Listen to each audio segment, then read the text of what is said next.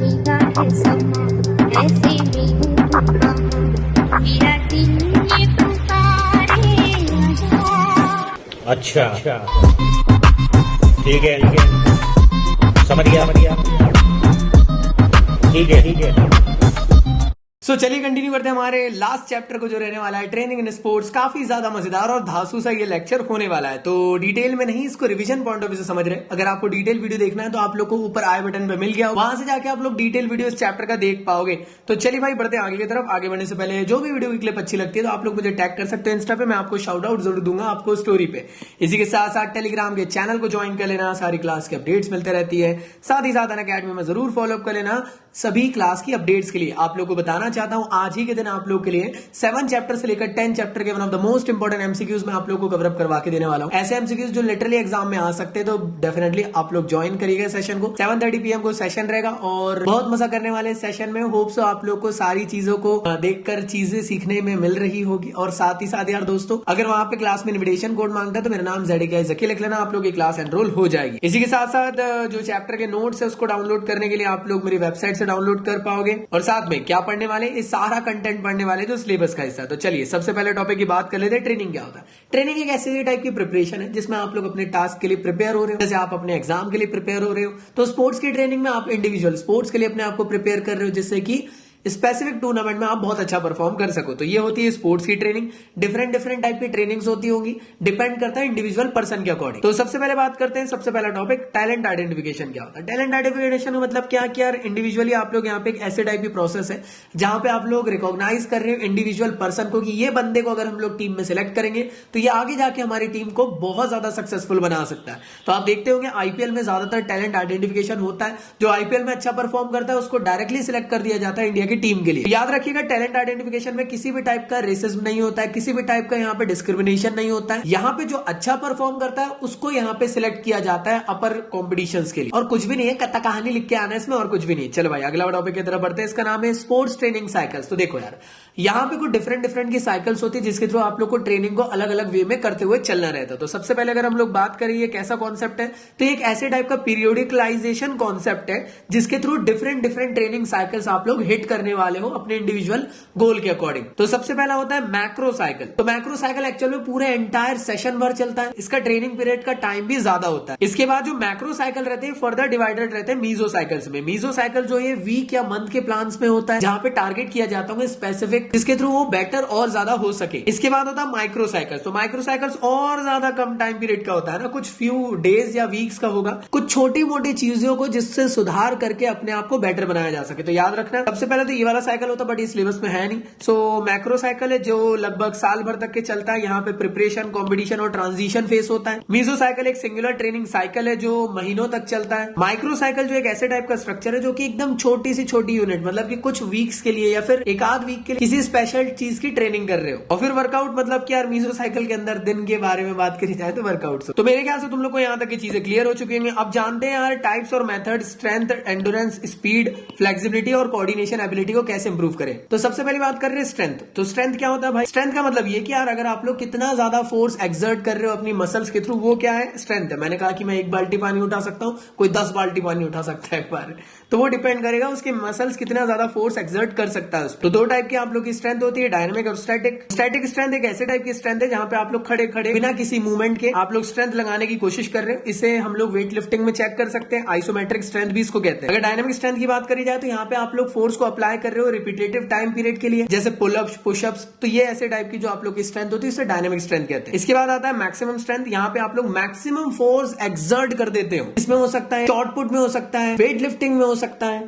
इसी के साथ साथ अगर मैं बात करूं एक्सप्लोसिव स्ट्रेंथ, तो एक्सप्लोसिव स्ट्रेंथ में क्या होता है? आप लोग को हाई स्पीड के साथ अपनी फुल पावर लगाना है। कहां से लगाई जा सकती है एक्सप्लोसिव स्ट्रेंथ? मालूम होगा, लेग से लगाई जा सकती है। तो जैसे आप जानते होंगे लॉन्ग जंप हो गया, हाई जंप हो गया, इसमें यार एक्सप्लोसिव स्ट्रेंथ लगती होगी। इसके अगर मैं बात करूं नेक्स्ट वो है स्ट्रेंथ एंडोरेंस। यहाँ पे आप लोग को क्या करना है? मैंने कहा कि 1 बाल्टी पानी उठाओ और 1 किलोमीटर चलो भी जाके, तो मतलब कितने लंबे वक्त तक के आप टिके रह पाओगे स्ट्रेंथ बाल्टी को उठा के, वो आप लोग की स्ट्रेंथ एंडोरेंस के बारे में समझाएगा, जिसके अंदर स्ट्रेंथ के साथ साथ एंडोरेंस की एबिलिटी को भी चेक किया जाता है। स्विमिंग साइकिल के अंदर देखा जाता है। अगली मैं बात करूं कि किस तरीके से आप लोग इंप्रूव कर सकते हो स्ट्रेंथ को। तो सबसे पहले आइसोमेट्रिक एक्सरसाइज। इस एक्सरसाइज को करके आप लोग को बाहर से देखकर तो नहीं लगेगा कि यार कुछ एक्सरसाइज हो रही है, लेकिन अंदर ही अंदर मसल्स वहां पे टोन अप होती है। जैसे आप देख सकते हो प्लैंक लगाए होंगे आप लोगों ने तो मालूम होगा आपको, वॉल सेट लगाए होंगे तो, स्क्वाट्स होल्ड लगाए होंगे तो आप लोग को पता होगा। क्लियर दोस्तों, इसमें ना डायरेक्टली आप लोग को मूवमेंट दिख नहीं पा रहा है कि यार मसल्स यहाँ पे ग्रो हो रही है, लेकिन एक्चुअल में यहाँ पे मसल्स पे हिट हो रहा है। अगली बात करी जाए आइसोटोनिक एक्सरसाइज, ये ऐसे टाइप की एक्सरसाइज है जहां पे एक्चुअल में वेट लिफ्टिंग करके आप लोग मसल्स बिल्ड कर रहे हो, जहां पे बार बार कॉन्ट्रैक्शन और फ्लेक्शन हो रहा है। क्लियर दोस्तों। तो अगला होता है आइसोकाइनेटिक एक्सरसाइज, मतलब ऐसे टाइप की एक्सरसाइज जिसमें एक्चुअल में मूवमेंट भी हो रहा है कंटिन्यूस टेंशन और फ्लेक्शन के साथ। मतलब साइकिल चलाते होंगे तो आप लोग यार कंटिन्यूस फ्लेक्शन टेंशन कर रहे हो ना, ऐसे टाइप की एक्सरसाइज आइसोकाइनेटिक एक्सरसाइज कहलाती है। इसके बाद अगला टॉपिक है एंडोरेंस। तो एंडोरेंस क्या होता है? सहनशीलता, कितने लंबे वक्त तक के तुम किसी स्पेसिफिक एक्टिविटी को कर सकते हो।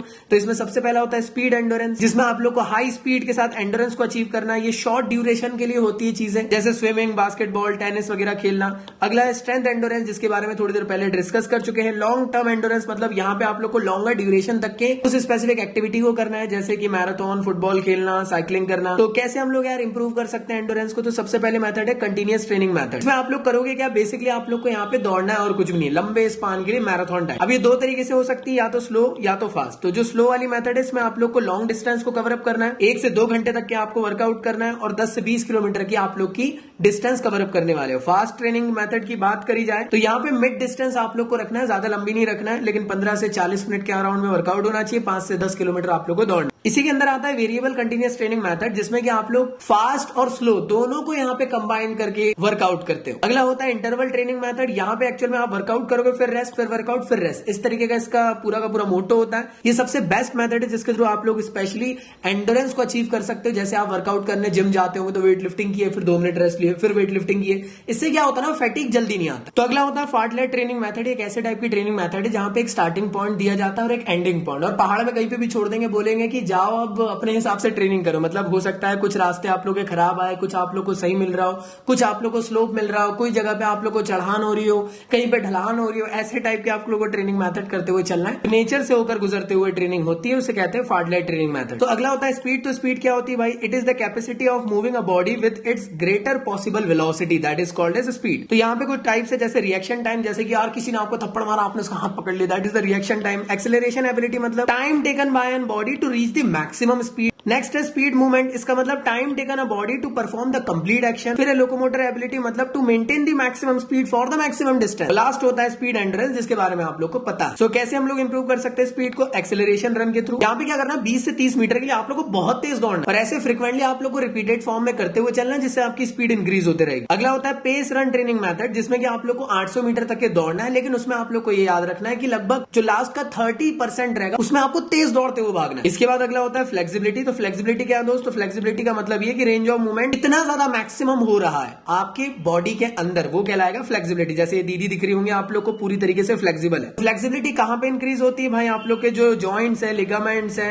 ये अगर सही तरीके से अच्छे से वर्क कर रहे हैं तो आप लोग की फ्लेक्सिबिलिटी बेटर होगी। फ्लेक्सिबिलिटी एक्चुअल में इंजरीज वगैरह से बचने के लिए बहुत ज्यादा इंपॉर्टेंट है। साथ में 2 टाइप की फ्लेक्सिबिलिटी होती है, एक होती है पैसिव, जिसमें कि मैक्सिमम रेंज ऑफ मोशन आप अचीव कर सकते हो विद द एक्सटर्नल हेल्प, और एक्टिव फ्लेक्सिबिलिटी, जिसमें आप लोग किसी की हेल्प नहीं लेकर खुद से आप लोग फ्लेक्सिबिलिटी कर रहे हो। नेक्स्ट होता है स्टैटिक फ्लेक्सिबिलिटी, जिसमें कि स्टेशनरी पोजीशन में रहकर आप लोग फ्लेक्सिबिलिटी अचीव कर रहे। देखते हो ना, खड़े खड़े टो टच करना, चक्रासन करना। डायनेमिक फ्लेक्सिबिलिटी में एक्चुअल में मोशन के थ्रू आप लोग फ्लेक्सिबिलिटी करते हो, जैसे जिम्नास्टिक डाइव। तो आइए देखते हैं इसको कैसे हम लोग इंप्रूव कर सकते हैं। सबसे पहले होता है बैलास्टिक मेथड, जिसमें कि आप लोग स्ट्रेचिंग कर रहे हो by swinging the limbs. Basically देखते हो ना, जिम जाते हो तो हाथ हाथ घुमाना चालू करते हैं कुछ लोग। अगला होता है स्टैटिक स्ट्रेचिंग मेथड, जहां पे आप लोग को slow slow slow slow slow stretching करते हुए चलना है। क्लियर दोस्त? इसके बाद अगला होता है पैसिव फ्लेक्सिबिलिटी मेथड। इसी की मदद से ट्रेनर आप लोग की फ्लेक्सिबिलिटी अचीव करवा के देते हैं ना, हाथ पांव खींच देते हैं, देखते होंगे जिम में, वो passive flexibility method training method है। तो अगला होता है कोऑर्डिनेशन एबिलिटी। कोऑर्डिनेशन एबिलिटी का मतलब होता है जो भी स्पेसिफिक मूवमेंट आप कर रहे हो, अगर आप उसको प्रॉपर और एकदम सही तरीके से कर रहे हो तो वो कोऑर्डिनेशन एबिलिटी कहलाता है। तो सबसे पहला होता है एडेप्टिव एबिलिटी, मतलब ability to adjust the movement effectively based on the changes. अगला होता है balance ability, that means ability to protect the body in a stable position. Next होता है rhythm ability, ability to observe the rhythm of the movement and to regain the balance quickly. इसके बाद होता है reaction ability, मतलब ability to react immediately and quickly to a signal. और last में होता है couple ability, that means ability to combine the movement of different body part to perform the perfect sports movement. तो यहां तक के था आप लोग का टॉपिक। आई होप आप लोग को सभी चीजें अच्छे से क्लियर हुई होंगी और मुझे कमेंट बॉक्स में जरूर बताइएगा कैसा लगा आप लोगों को सेशन। और साथ ही साथ दोस्तों आपको जान अकेडमी और साथ ही साथ इंस्टा में फॉलोअप जरूर कर लेना। इसी के साथ साथ हमारा ये पूरी सीरीज खत्म हो चुकी है। आई होप आप लोग को अच्छी लगी हो। डिटेल में देखना है तो आप शर्मा गई सीरीज देख सकते हो। अपने दोस्तों को भी ये चीज समझा देना कि डिटेल के लिए शर्मा गई सीरीज, और अगर आपको रिवीजन करना है तो दिलिए पुकार है आजा सीरीज। क्लियर दोस्त। इसी के साथ साथ मैं एक और छोटा सा आप लोग को अपडेट देना चाहता हूं दोस्तों। देखो ध्यान रखना एक चीज कि जो भी हम लोग पढ़ रहे हैं ये आप लोग के लिए एग्जाम ओरिएंटेड बिल्कुल है। आपके 100 में से 100 दिला देगा। ये चैनल को सब्सक्राइब करके रखो।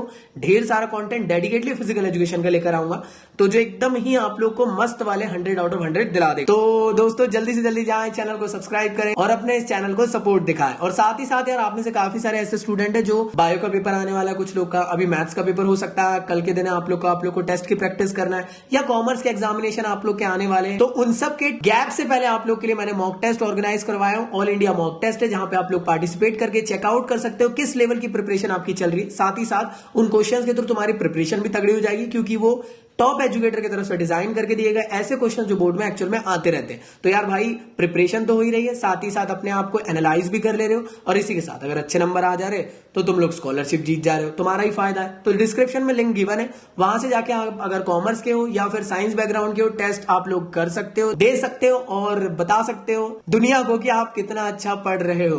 तो लिंक डिस्क्रिप्शन में गिवन है। इन्विटेशन कोड अगर मांगे तो मेरा नाम ZKI ज़की लिख देना। ठीक है भाई। तो चलिए एंड करते हैं आज के इस वीडियो को और मिलता हूं नेक्स्ट वीडियो में। तब तक के लिए peace out। अच्छा ठीक है समझ गया ठीक है।